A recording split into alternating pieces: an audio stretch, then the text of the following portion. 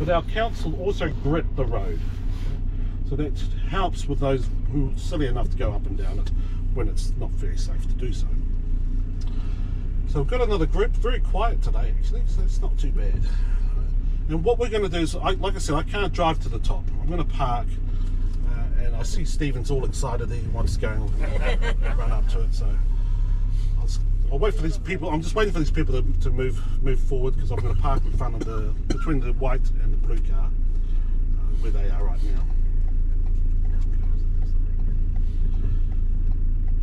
Does that mean more cars kind of have four-wheel drive? No, two-wheel drives can do it. You just need a good run-up. But I just don't think. I tried one year with this van there, Rebecca, and the back wheels just spun just where the yellow markers on the road is, just not far after that. The back wheel spun, and I haven't tried since, because I told my wife I did that, and she told me off.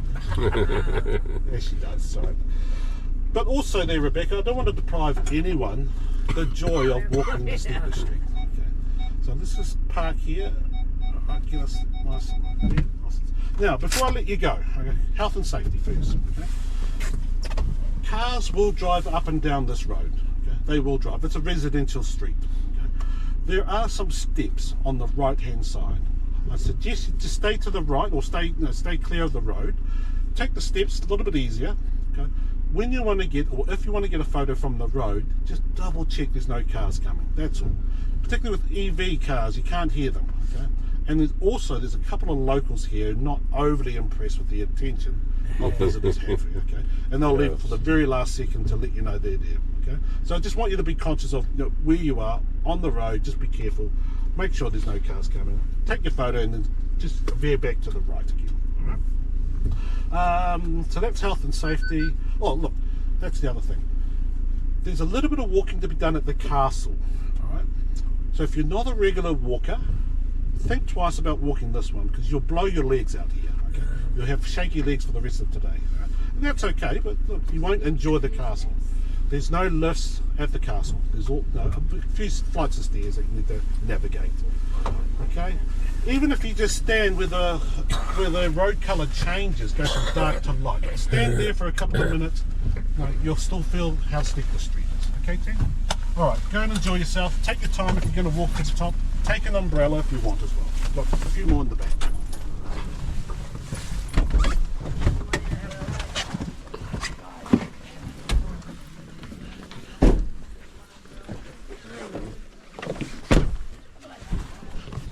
It's kind of raining, isn't it?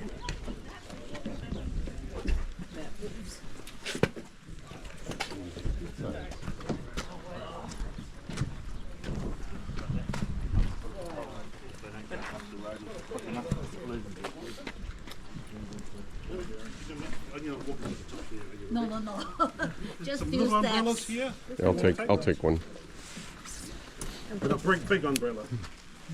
Which one? You got a little one there? Broken? Try that one. Oh, yes, the left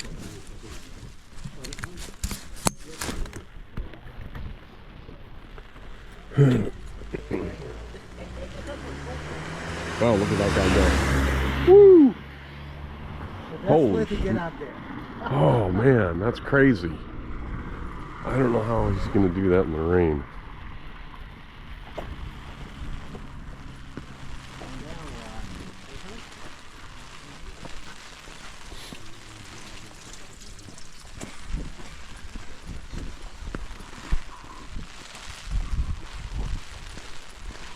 I'm not sure if I'll go all the way to the top of Baldwin Street.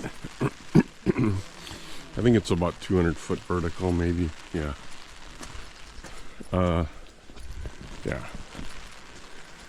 Well, let's see what my watch says. It says 276 here.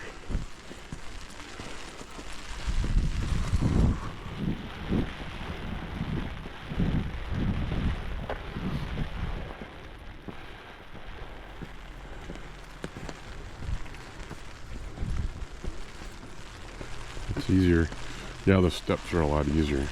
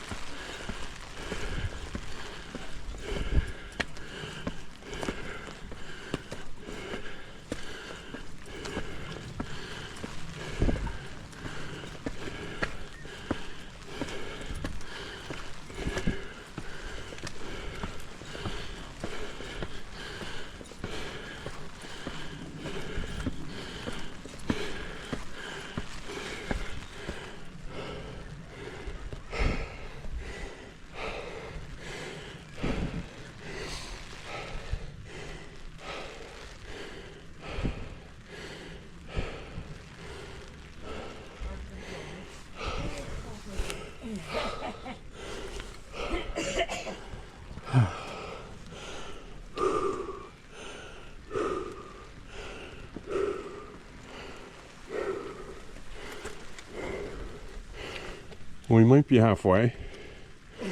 Yep. We should put a marker here. Halfway. Yeah.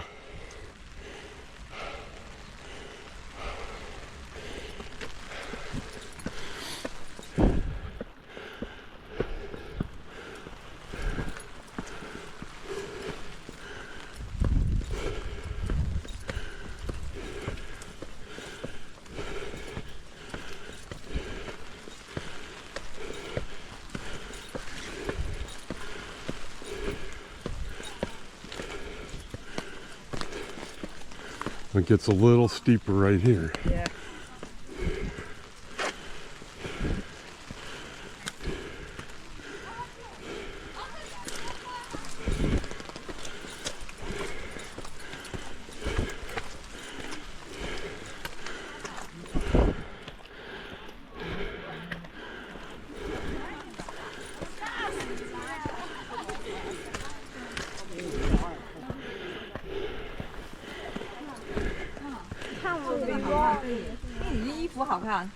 OK， 拍了好多了，好，谢谢。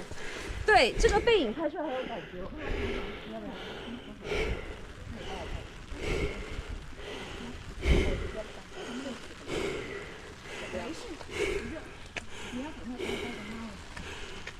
戴个帽子没感觉了，是吗？没感觉了。哎，看我这个好乱。他要等他。 Okay. I got about maybe 30 more foot vertical. Piece of cake.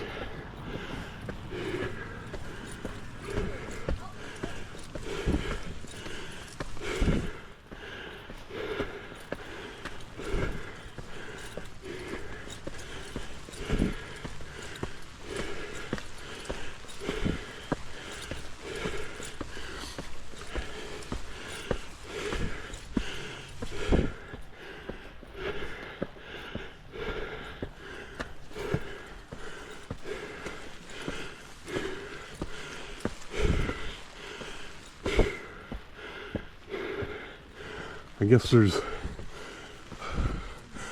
one more little piece.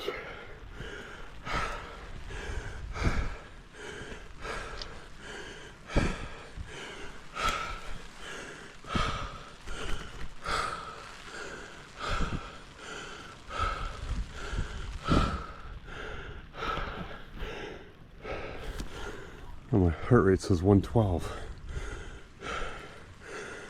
Feels like more. Okay, last little blast here.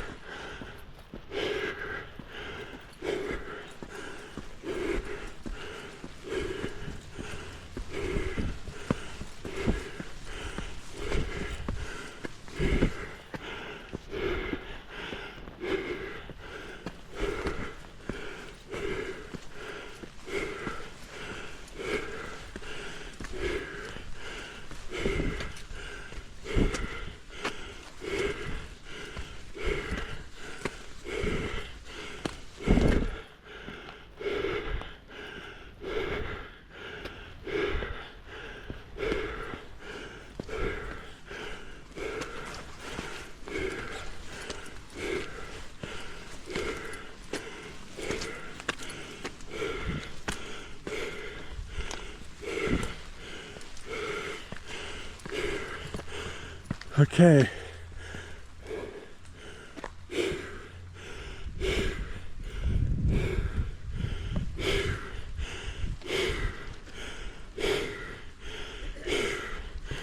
Okay, I'll do a quick panorama.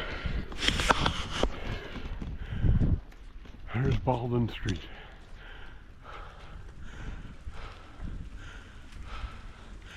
I'm gonna make it. Oh, that last part felt like I was losing. Steps is worse. Felt slippery.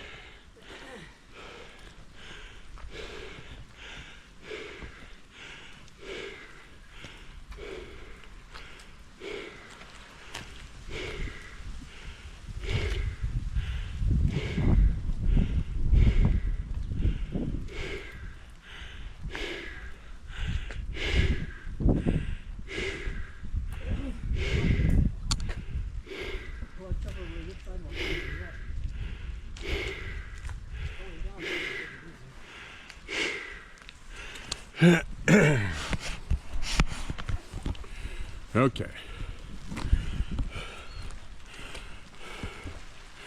Yeah, it feels slippery up here. I'm gonna go really slow. Oh shit. It's almost worse going downhill. There's a railing here. I'm gonna try to hold on to that. Oh wow. That feels crazy slippery. Oh, there's a railing.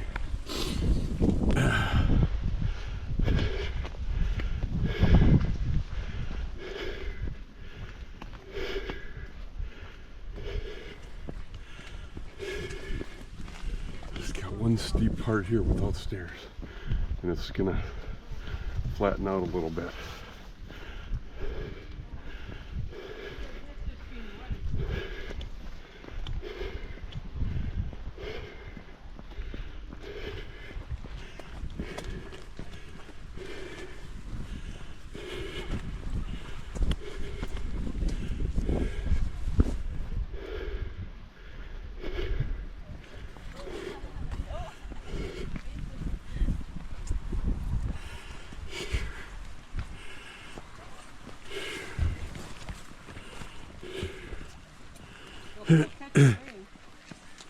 I'm sorry? I said it'll still catch the rain. Oh, thank goodness that part's done. Yeah. Good thing they have that railing there. Yeah. Oh, yeah, much better.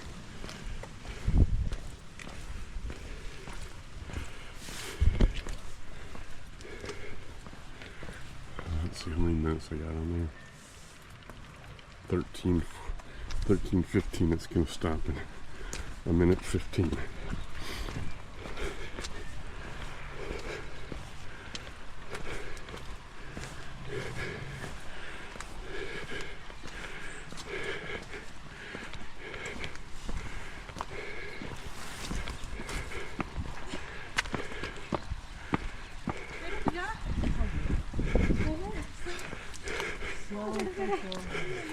Steady the way it's always.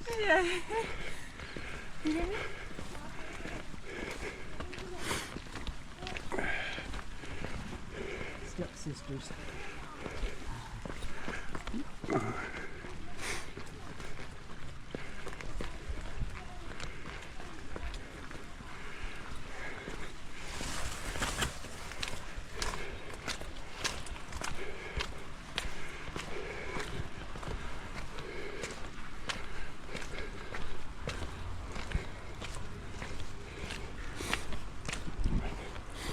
You might have heard the driver say that the locals are a little nonplussed. Okay, we're at the train station, and yeah, he gave us a little intro to it, and it is it's kind of a stunning building.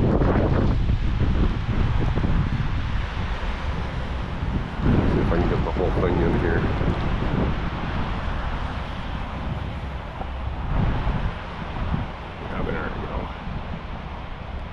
Train station. He said 20 years ago they stopped commercial service, train service, passenger service, they called it.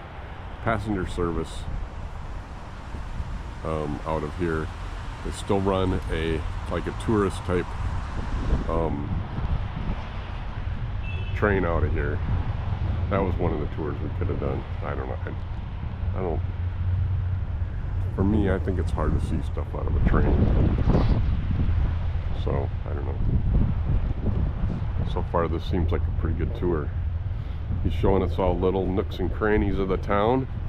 That's kind of nice. Showed us a kind of like fraternity row at the University of Otago. That was kind of cool. I don't think I got any video of that. Maybe I should have. Okay. You mentioned the mosaic floor.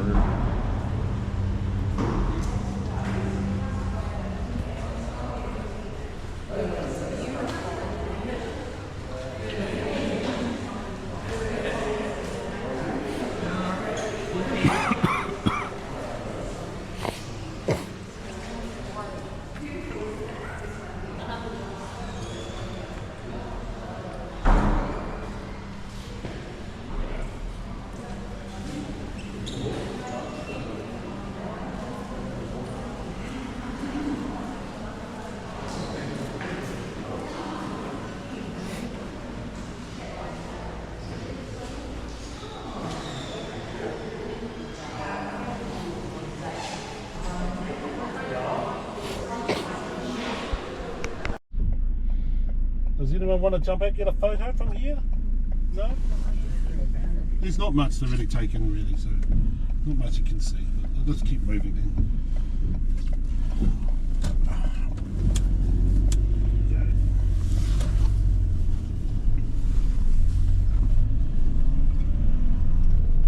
There's a road below us for those on the left hand side who can see. And normally I'd like to come back along that road. So we're taking this road to get up to the castle. When we head back into the city, we'll take the road down below us. That's Portobello Road. So we'll see there's a couple of communities down there. That's the plan.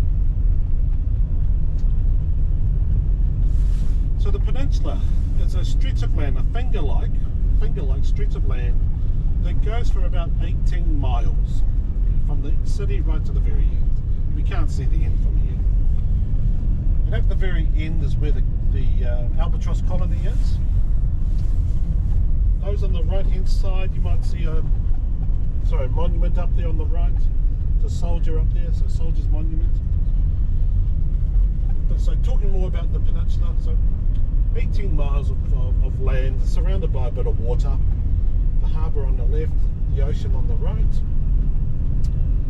and a lot of the land is farmland.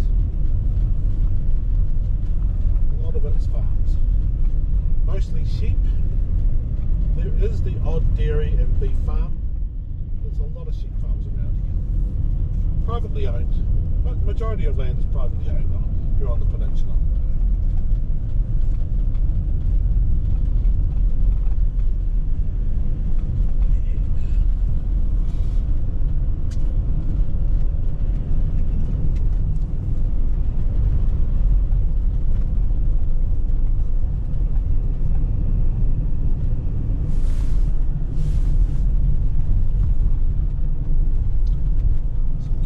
See the water from here. Let's have a look. Nope, not much. Okay. You can't really see too much now with that mist and fog down below us.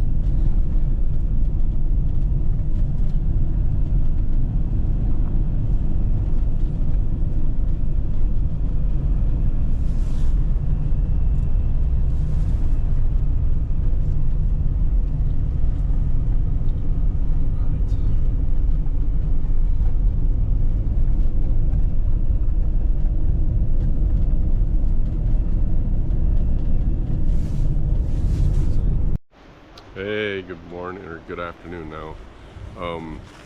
So it's day 7, Sunday the 9th, and Saturday back home. So that means tomorrow is the Super Bowl. Sounds like our ship doesn't have a station that's licensed to have the Super Bowl. So it sounds like we're not gonna see the Super Bowl on the NCL Sun. I imagine it depends what market their ships are in. You would think that New Zealand market, I don't know how they work the licensing stuff, but anyway, we're at Larnach Castle, and you can see the castle behind me. It's pretty impressive. Although when you go inside, it's like almost like one of those crazy houses where the floors aren't level and everything. But I mean, they did have like water levels back then, right? Some kind of way to make sure the house is level. I don't get it. But anyway, it's about it's almost 12:30. Sounds like we're going to be back in Dunedin about 1:30. Then we're going to do, sounds like a little walking tour in Dunedin. And yeah, I don't know. I kind of hope we're back to the ship by like 3:30, but I think our last boarding call is 5:30. So I don't know. He makes it sound like he wants to have us right up until boarding. Hopefully that's not the case. So I've been here for almost an hour and a half. Spent quite a bit of time in the castle itself. The history is probably the most interesting part about William Larnach, born of Scottish descendants. His parents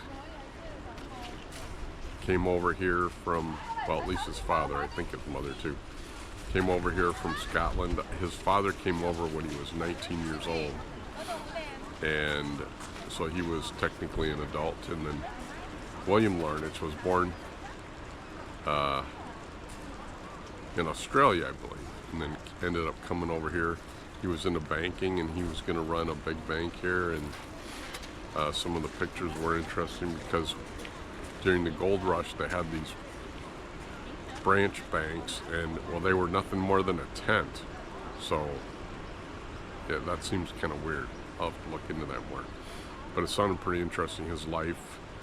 It sounded like he would, in 1870, it's in the 1870s. It sounds like, you know, millions of dollars back then was a lot of money, even if they were Australian dollars. I don't know what their currency was like back then, but anyway. So I'm gonna go check out the ballroom. Maybe I'll turn the camera around.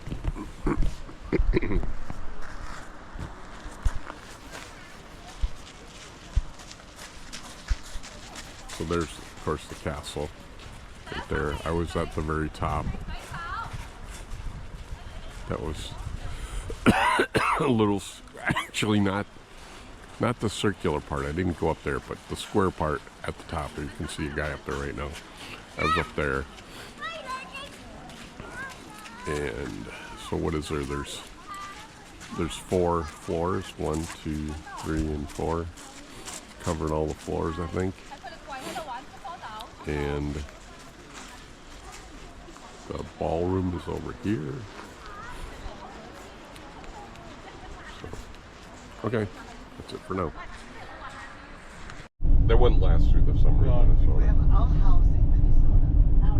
Outhouse, okay, thanks, Isaac. There's a couple breweries that have large state houses. Houses. Are they famous? They I sort of don't know will. that they would call them castles. They're Right. pretty close, though. Yeah.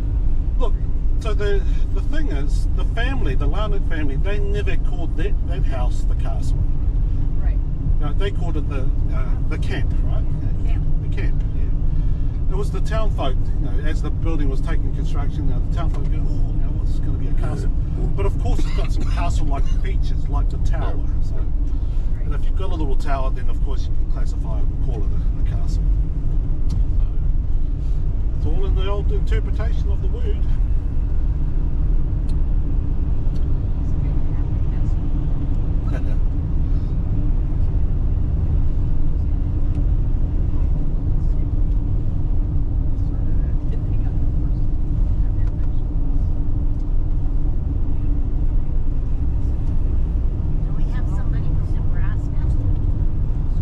Nebraska? What's in Nebraska, Maria? Nebraska, I don't know. I think somebody's from Nebraska in the courthouse. If they have any castles in Nebraska. That's I thought it was in South Dakota. So, The Corn Castle. Daniel thinks it's in South Dakota. Does that sound right? South Dakota has the corn Corn Yeah, Castle, South right? Dakota. South Dakota, yeah. Mitchell, South Dakota, isn't Yes. it? Mitchell. Castle or canal. I have a couple in Kansas City. Do you? Okay. Interesting.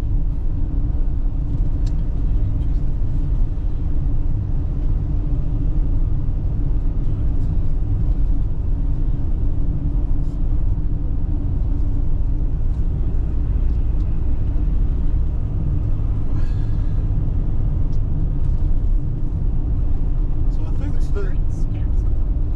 which one? There's the Hertz Castle in Hertz. California. California. Yep, I've had a couple of people talk about that. I've forgotten about that one. I have some when I know.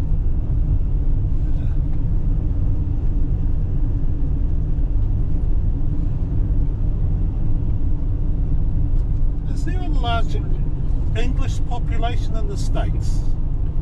British. Is there a large British population settlement or anything like that in the States? Come to live in the States? Yes. Come to visit, they don't come. Right. So not early on in that the whole colonisation. Oh, yeah. So I would have thought there'd be some castles from them, but not really. I think people more from like Germany. And yeah, from all over Europe. Okay. Isn't there some castles? Well, I don't know if they'd be castles, but forts down in Florida. Forts away. Forts. Forts in Florida. Forts. I don't know of any castles. Right. Well, yeah, I'm curious. well, I'm just curious to know why those. Well, you would expect if the British or most of those Europeans settled in a country that they would have taken Well, the that. royalty didn't come, so Yeah. Right. Okay.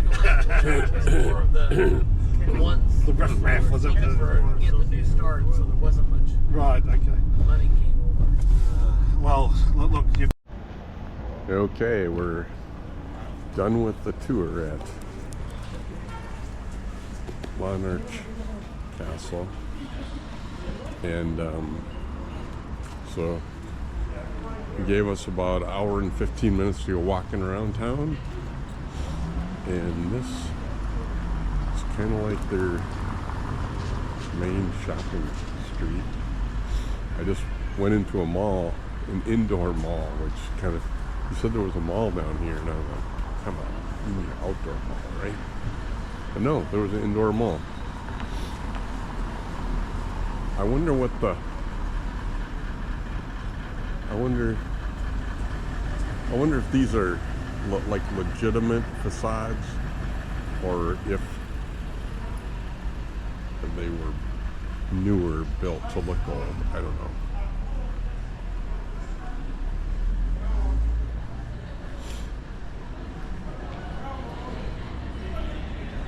It kind of looked real. I don't know.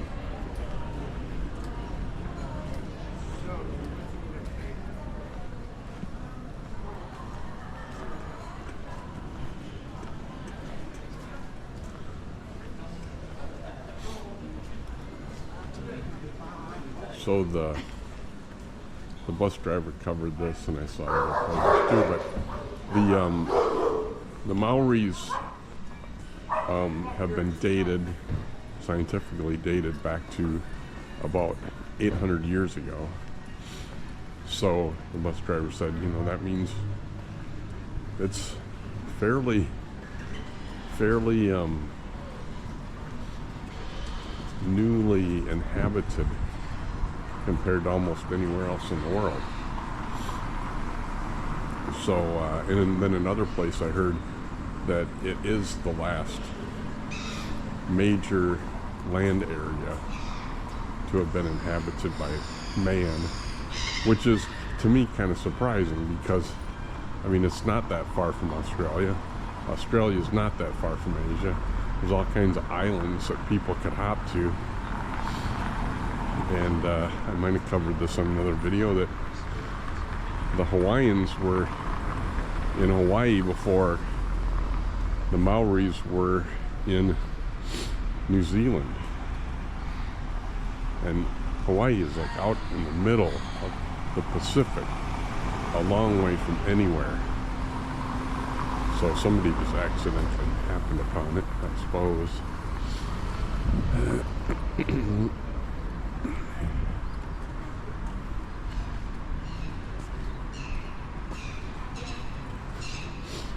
So he mentioned this church here would be about the end of town, the end of the downtown area. And I started at Octagon Square. I think that's what they call it, Octagon Square.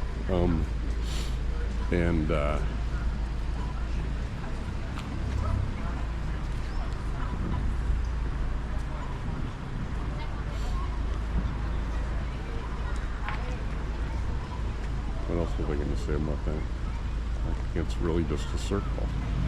I think they call it Octagon Square, and the shape of it is neither an octagon or a square, it's a circle. So it's kind of fun, I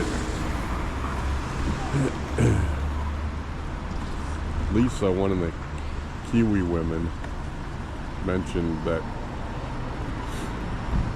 in Auckland, not in Melbourne, I'm sorry, in Auckland, that there's like, on any one block there's about 3 Asian restaurants. And I stayed at the President Hotel in downtown Auckland. They call it Central Business District in Auckland. And Lisa said it sounds like she lives within a few blocks of there. She lives downtown Auckland somewhere. So,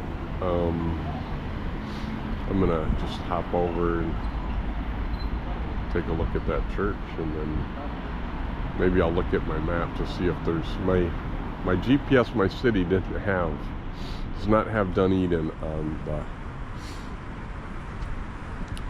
I wonder if I gotta push this button.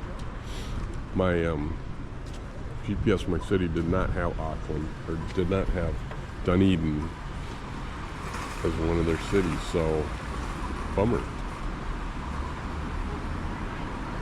So I'll just take a look at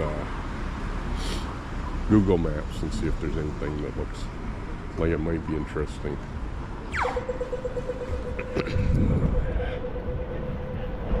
Okay, talk to you later. Bye. I might have mentioned this on another one of my videos, but this is for John Ferendorf. They have numerous here, especially. I think more in. I think they had them in Melbourne, but they've got way more of them here. They have these intersections where all the pedestrian crossings go green at the same time, and then the traffic movements are separated from that. So I don't know. It seems like that'd be less efficient, but for the pedestrians, nice. You can walk diagonal across the intersection. I don't know if you're supposed to do that, but you could.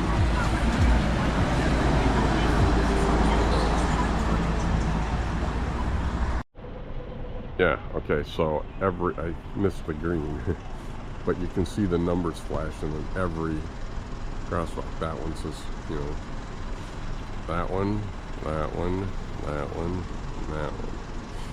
They're all green at the same time. Interesting. I tried to figure out from the map what these two buildings were, and I kind of gave up. Kind of not in a big hurry, but when we get back to the tour van.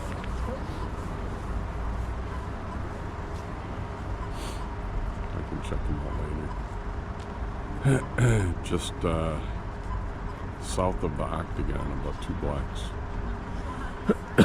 Did you punch? No, I didn't.